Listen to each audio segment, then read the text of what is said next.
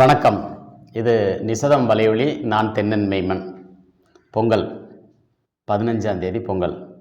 இந்த 15ஆம் தேதி வைக்கிற பொங்கல் உரிய நாளில் வரல அப்படிங்கிறத நம்ம தமிழ் புத்தாண்டு அரசியலாகவே பேசிகிட்டு இருக்கோம். ஏன்னா தை முதல் நாளே தமிழ் புத்தாண்டு அப்படின்னு சட்டம் இயற்றிய திமுக அதனுடைய இந்த ஆட்சியை தான் திராவிட மாடல் அரசுன்னு சொல்கிறாங்க. அதுக்கு தைராய்டு ப்ராப்ளம் இருந்திருக்கும் போல் தையை தேய்பிரையில் வச்சுருக்கு. அதுக்கு உரிய நாள் பற்றி அவங்க அக்கறை எடுக்கலை. பஞ்சாங்கத்தின்படி அவங்க போகிறாங்க. ஏன்னா பஞ்சாங்கத்தை பின்பற்றணும் அப்படின்னு அந்த சட்டத்தில் கூட அவங்க எழுதலை. தவறு வந்தால் திருத்திக்கலான்னு தான் சட்டத்தில் இருந்தது. ஆனால் அந்த சட்டத்தை அந்த அம்மா கலைச்சாங்க. கலைச்ச பிறகு அவங்க புதுசாக சட்டம் ஏற்றலை. மொத்தமே ஃப்ராடு. இந்த நாள் தமிழ் புத்தாண்டு நாள் அப்படிங்கிறத ஒரு ஃப்ராடாகவே அவங்க திட்டமிட்டு பண்ணுறாங்க. இதில் தமிழ் தேசியர்கள் தெளிவாக இருக்காங்களா அப்படின்னா அது ஒரு டபுள் ஃப்ராடாக இருக்குதுங்க.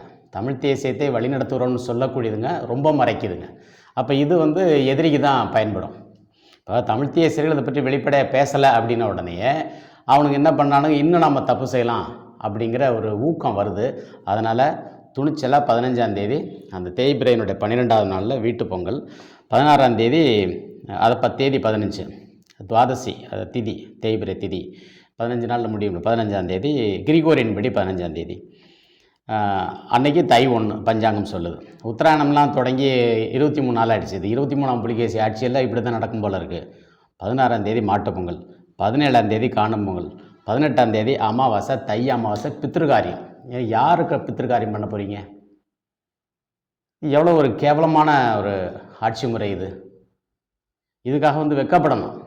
இவ்வளோ அறிஞர்களை வச்சுக்கிட்டு இவ்வளோ உயர் ஆராய்ச்சிகள்லாம் செஞ்சுக்கிட்டு கிட்டத்தட்ட ஒரு 60 ஆண்டுக்கு மேலே அந்த அறிவு மரபினுடைய நீட்சியாக இருக்க வேண்டிய இன்றைக்கி தொழில்நுட்பம் வளர்ந்துருக்கு. அன்றைக்கி 1965 இருந்த தொழில்நுட்பமாக இன்றைக்கி இருக்குது. இந்த 60 ஆண்டில் எவ்வளோ மாறி இருக்கு பாருங்க. அப்போ இவ்வளவையும் பயன்படுத்திக்கிட்டு நீங்கள் ஒரு மோசடியவே திட்டமிட்டு செய்கிறீங்கன்னா தமிழர்கள் இதில் வெளிப்பாடு இருக்கணும்.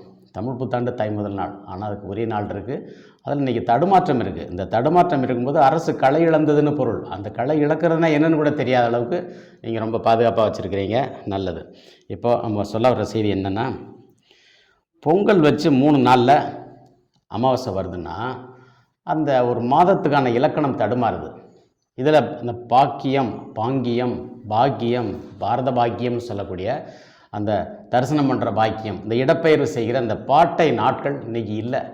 அப்போ இந்த பாட்டை நாட்களை நம்பி இருந்த தொழிலாளி, நாட்டுப்புற கலைஞர்கள், உழவு தொழில் எதுவுமே இல்லாமல் போச்சுன்னு தான் பொருள். இதுக்காக வெட்கப்படணும். சரி, அதுக்கு பிறகு நம்ம என்ன செய்யலாம் அப்படிங்கிறத யோசிப்போம். அரசியல் தேர்தல் நெருங்கி வருது. இப்போ அந்த அரசியல் தரகர்கள் மிக சுறுசுறுப்பாக கூட்டணி அமைக்கிறாங்க. நீங்கள் அதை பற்றி யாருமே பொருட்படுத்த வேண்டாம். ஏன்னா கூட்டணிங்கிற ஒன்று கட்டாயமானது கிடையாது. இந்த தனி வேட்பாளர்களே நிற்கலாங்கும் போது அப்புறம் என்ன கூட்டணி வேண்டி கிடக்கு? அதான் கட்சி தான் பதிவு இருக்க, அதை வச்சு கட்சியின் பேரில் நிற்க வேண்டியது. உங்களுக்கு கிடைச்ச இடத்துல வெற்றியோடு போயிட்டே இருங்க. சரி, அடுத்து என்ன செய்யணுன்னா, அந்த அமாவாசைக்கு பிறகு 19, 20, 21 அந்த 3 நாள் 3ஆம் பிறை வரைக்கும் காத்துருங்க. அதோட 3ஆம் பிறையோட மாதம் முடியுது அப்படிங்கிற ஒரு தமிழர்களுடைய நம்பிக்கையின்படி தை மாதம் முடிஞ்சது. அதை முடிச்சுட்டு 22ஆம் தேதி மாசி மாதம் பிறக்குது. அன்னைக்கு பொங்கல் வைங்க, இன்னொரு பொங்கல் வைங்க. அதுதான் நமக்கான பொங்கல்.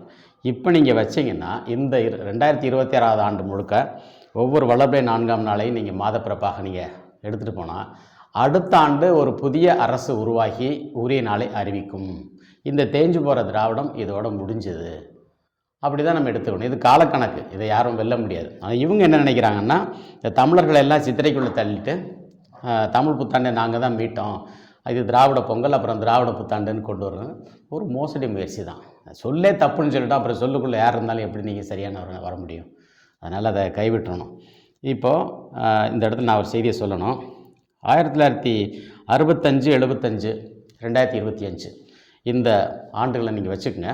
இந்த சிந்தனை எப்படி பல படிக்கட்டு வந்துச்சு அப்படிங்கிற சொல்கிறதுக்காக இந்த ஓட்டு அரசியல்னால் இந்த மண் சார்ந்த ஒரு அரசை உருவாக்கும் போது இந்த குடைச்சல் கொடுக்கறதுக்குன்னு ஒரு பதவி இங்கே மத்திய அரசு வச்சுருக்குது. அது ஆளுநர் பதவி அப்படிங்கிற புரிதல் அன்னைக்கு இருந்துச்சு, இன்றைக்கி இருக்குது, நாளைக்கும் இருக்கும். ஏன்னா அது காலனி ஆட்சியோட நீட்சியாக வரும்போது அப்படி தான் நான் உங்களை நம்ப மாட்டேன், அதனால் வேறு மாநிலத்தை சேர்ந்த ஒருத்தர் ஆளுநராக இருக்கணும் அப்படிங்கிற ஒரு அமைப்பு இருக்குது. அது இல்லைன்னு சொல்ல முடியாது, இருக்குது, அது இயங்கிக்கிட்டு தான் இருக்குது. ஆனால் அவங்க என்ன சொல்கிறாங்க, நாங்கள் தான் நேர்மையாக இருக்கோம், நீங்கள் தப்பு பண்ணால் நாங்கள் தண்டிக்கிறோம் அப்படின்னு சொல்கிறாங்க. சரி, நல்லா தண்டிக்கலாம், தப்பு யார் செஞ்சாலும் தண்டிக்கலாம். இது அந்த திருவிளையாடல்ன்ற ஒரு படத்தில் ஹேமநாத பாகவதர்னு ஒரு பாத்திரம், அவர் வருவார். ஒரு நாள் போதுமா இன்னொரு நாள் போதுமான்னு பாடிக்கிட்டு வரகுணா விடிந்தால் இந்த பாண்டி நாடேன் பாட்டுக்கு அடிமைன்னு சொல்லுவார். ஒரு விறகு வெட்டி வந்து ஒரு பாட்டு பாடி விரட்டிடுவான், விடியறக்குள்ளே விட்டாஞ்சாவரன் ஓடி போயிட்டான் அப்படின்னு அந்த கதையை முடிச்சுப்பாங்க. மிக சிறப்பான செய்தி அதில் சொன்ன செய்தியெல்லாம் இருக்குது. அதில் என் இசை நின்றால் அடங்கும் உலகே அப்படின்னு இறைவனை வந்து பாடுற மாதிரி அந்த பாடல் மிக சிறப்பான பாடல். கண்ணதாசன் எழுதியிருப்பார். அவரே இது 1965 எழுதினவர். 75 எழுதுகிறார். 75 என்ன எழுதுகிறாரு, அந்த மாநிலங்கிற கட்டமைப்பு எழுதுகிறாரு. அன்பு நடமாடும் கலைக்கூடமே ஆசை மழை மேகமே அப்படிங்கிற பாடலில் மாநிலம் எல்லாம் நம் இல்லமே மக்கள் நாம் சொந்தமே அப்படிங்கிறார். காணும் நிலம் எங்கும் தமிழ் பாடும் மனமே உலகம் நமதாகுமே. என்னங்க இது, தமிழ்நாட்டில் வந்து ஒரு அரசு அமைஞ்சிருச்சுன்னா உலகம் நமதாயிருமா, உலகத்தை பிடிச்சிட முடியுமா அப்படின்னா, தமிழில் உலகம்னா உலகம்தான். இந்த உலகத்தினுடைய செங்கோல் தன்மையை அறத்தை பேசக்கூடிய ஒரு மேலெல்லை அரசியல் இருக்குன்னா அது தமிழ் தேசியம், அது மேலெல்லை தமிழ் தேசியம். இப்போ விட்டால் எல்லாருமே வருவான். உலகம் முழுக்கவும் தமிழ் தேசியத்துக்கு ஆதரவாளர்கள் இருக்கிறாங்க. ஏன்னா தையம் என்பது தான் தேசியம் என்பதற்கான பொருள் என்பதை இன்னும் இந்த தமிழ் தேசிய அரசியல் பேசக்கூடியவர்களே பேசலை அப்படிங்கிறது நமக்கு ஒரு இழப்பு. நம்ம மெல்ல மெல்ல பேசுவாங்க. இனி பாருங்கள், இந்த சமூக வலைதளங்களில் சித்திரகோஷ்டி காணாமல் போயிடும்.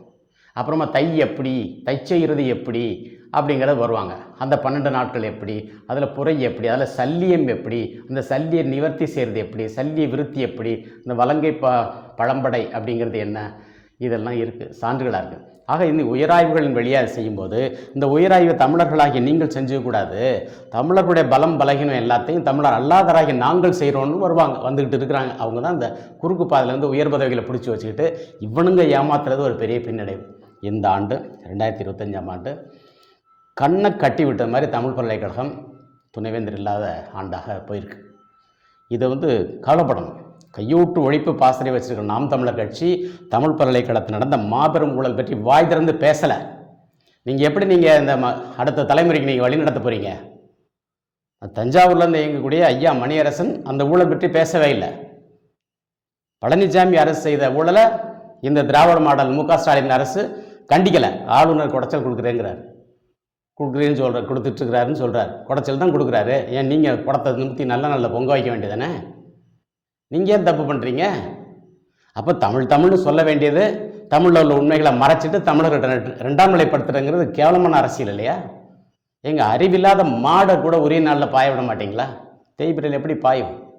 சரி, வளர்ப்புற தேய்பிரெல்லாம் ஒன்றும் இல்லைங்க, எல்லாம் ஒன்று தான், எல்லா நாளும் ஒன்று தான் சொல்கிற முட்டாள்கள் நிறையா இருக்கிறாங்க. பாலத்தில் ஏறும்போதும் இறங்கும்போதும் ஒரே மாதிரி வண்டி ஓட்ட முடியாது. இறங்கும்போது பிரேக்கு பிடிக்கணும். இதை குரில் கௌதமன் ஒருத்தர் இருக்கிறார், இயக்குனர், சந்தன காட்டில் நடத்தார். வேலாயி விறகுடிக்கும் வேலாயின்னு.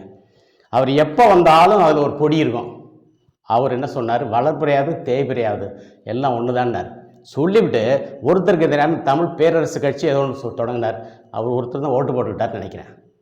அதே மாதிரி வியனரசு ஐயா, ஒரு மூத்த அரசியல் அறிஞர், அவர் என்ன பண்ணார், நாம் தமிழரை பிச்சுட்டு போய் தமிழர் கொற்றம்னார். அப்புறம் கொற்றம் என்னாச்சுன்னு தெரியல, அப்போ கொற்றத்தை விட்டுட்டார். சீமான் பேசவே இல்லை. என்ன நினச்சிட்டு இருக்கிறீங்க? இந்த விஜய் சனிக்கிழமை எடுத்து இன்றைக்கி சிபிஐயில் போய் நின்றுட்டு இருக்கிறார். நீ ஏன் சனிக்கிழமை எடுத்த? அப்போ கிரிகோரியன் கேலண்டர் வற்புறுத்தணும், கிரிகோரியனோட உடன்பட்ட அந்த பஞ்சாங்கத்தை வற்புறுத்தணுங்கிறதுன்னு உங்களோட நோக்கம். ஆக நீங்கள் நாளை கையில் எடுக்கிற அரசியலுங்கிறது வேறு ஒன்றும் இல்லை, உரிய நாள். அந்த உரிய நாளுங்கிறது பௌர்ணமிக்கு முன்னால் 12 நாள். இது வந்து இஸ்லாமியர்களுக்கு தெரியாதா, கிறிஸ்தவர்களுக்கு தெரியாதா, சமணர்களுக்கு தெரியாதா, பௌத்தர்களுக்கு தெரியாதா, சங்கராச்சாரிக்கு தெரியாதா? கேட்டு சொல்லுங்கள். தெரியலன்னு சொல்லுங்கள், உங்களுக்கு புரிகிற மாதிரி சொல்லணும். உலகளாவிய இது பேச வேண்டிய செய்தி. ஏன்னா இன்றைக்கி நிலாவுக்கு கோமா பிடிச்சிருக்கு, கோமா நிலையில் இருக்குது அப்படிங்கிறது யாருக்கும் தெரியலை, அறிஞர்களுக்கு தெரியலை, மாடர்ன் சயின்ஸுக்கும் தெரியலை. அவங்க எல்லாத்தையும் வந்து பொதுமைப்படுத்துகிறாங்க. இது பொதுமைப்படுத்துகிற விஷயம் இல்லை, இது ஒரு அறிகுறி. இந்த அறிகுறியிலேருந்து நமக்கு நிறைய படிப்பினை இருக்குது. இந்த அறிவு தமிழுக்குள்ளே தான் இருக்குது, வேறு எதுலையும் இல்லை. இந்த தடுமாற்றம் தமிழால் தான் புரை தீர்க்கிறது. புரை தீர்த்தல்னு பேர். சல்லிய நிவர்த்தினா புரை தீர்த்தல். புரை தீர்ந்தன்றது புதுவது அன்றேன்.